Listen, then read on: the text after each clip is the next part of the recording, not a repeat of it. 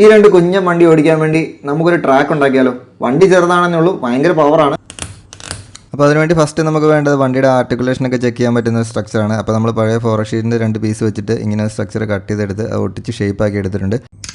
അതിനുശേഷം കുറച്ചും കൂടെ റിയലിസ്റ്റിൽ കിട്ടാൻ വേണ്ടി നമ്മൾ പഴയ കുറച്ച് ചുള്ളിക്കമ്പ് എടുത്ത് അതിനെ കട്ട് ചെയ്ത് ഇങ്ങനെ ആക്കി എടുത്തിട്ടുണ്ട്. അപ്പോൾ നിങ്ങൾ എൻ്റെ വീഡിയോ ആദ്യമായിട്ടാണ് കാണുന്നതെങ്കിൽ ഇപ്പോൾ തന്നെ പേജ് ഒന്ന് ഫോളോ ചെയ്തേക്കണേ. അങ്ങനെ നമ്മൾ കുറേ പീസ് കട്ട് ചെയ്തെടുത്തതിന് ശേഷം അതിനെല്ലാം വളരെ കെയർഫുള്ളായിട്ട് രണ്ടായിട്ട് സ്പ്ലിറ്റ് ചെയ്തെടുത്തു. അപ്പോൾ നമുക്ക് ഈസി ആയിട്ട് നമ്മുടെ ഫോറസ്റ്റ് ഷീറ്റിൽ അതിനെ ഒട്ടിക്കാൻ പറ്റും. ശരിക്കും നമ്മുടെ വണ്ടി അൺബോക്സ് ചെയ്ത് കഴിഞ്ഞപ്പോഴത്തേക്കിനും അത് ഓടിക്കാൻ വേണ്ടി പെട്ടെന്നൊരു ട്രാക്ക് ഉണ്ടാക്കുക എന്നുള്ള രീതിയിലാണ് ഞാൻ സ്റ്റാർട്ട് ചെയ്തത്. പക്ഷേ അത്യാവശ്യം നല്ല രീതിയിലുള്ള സമയം എടുത്തു. പക്ഷേ ഇതിൻ്റെ റിസൾട്ട് എനിക്ക് എന്തായാലും പേഴ്സണലി ഇഷ്ടപ്പെട്ടു. നിങ്ങൾക്ക് ഇതിനെക്കുറിച്ചുള്ള ഫീഡ്ബാക്ക് ഉറപ്പായിട്ടും കമൻറ്റ് ചെയ്യണേ. അപ്പോൾ നമ്മുടെ ഓഫ് റോഡ് ട്രാക്കിൻ്റെ ഫസ്റ്റ് സ്റ്റേജ് എന്തായാലും കഴിഞ്ഞിട്ടുണ്ട്. ഇനി നമുക്ക് ഉണ്ടാക്കേണ്ടത് ഒരു ബ്രിഡ്ജാണ്. അതിനുവേണ്ടി നമ്മൾ കുറച്ച് ഐസ്ക്രീം സ്റ്റിക്സും അതുപോലെ തന്നെ കുറച്ച് നൂലും എടുത്ത് അതിനെ ഒട്ടിച്ചെടുത്തിട്ടുണ്ട്. അതൊരു മെഷർമെൻറ്റ്സ് എടുക്കാതെയാണ് കേട്ടോ നമ്മൾ ഇതെല്ലാം ചെയ്തിരിക്കുന്നത്. അതുകൊണ്ട് വണ്ടി ഇതിലെ കൂടെ ഒക്കെ കയറി പോകുമെന്നുള്ള കാര്യം നമുക്ക് ഓടിക്കുമ്പോഴേ മനസ്സിലാവുള്ളൂ.